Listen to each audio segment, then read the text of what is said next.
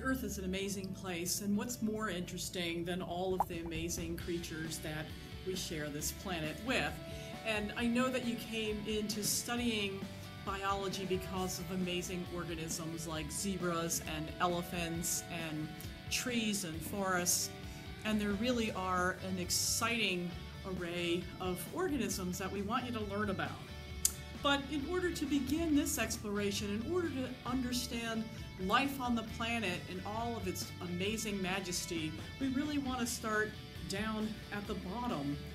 And by that I mean going back to the small little atoms and molecules and all of these amazing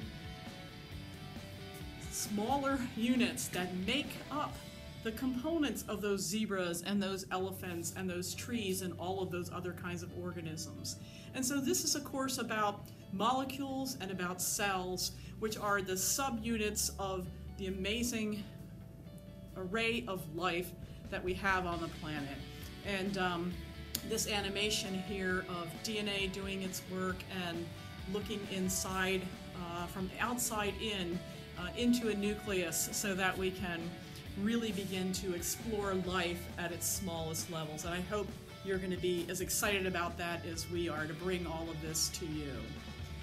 And so the concept of the hierarchy of life here, where we start down at the bottom with atoms, and then we have a molecule here, a molecule of DNA, and then molecules come together to form cells. Okay?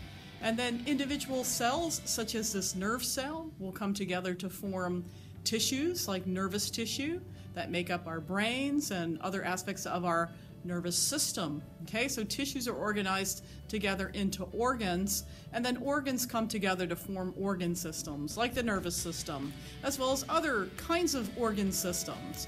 Within any organism then is a variety of organ systems that work together. Okay, and so we see this hierarchy from atoms to molecules, to organelles within cells, to cells within tissues, to tissues within organs, organs within organ systems, and finally the organism. And then later on, you'll learn more about organisms and those levels of the biological hierarchy above that.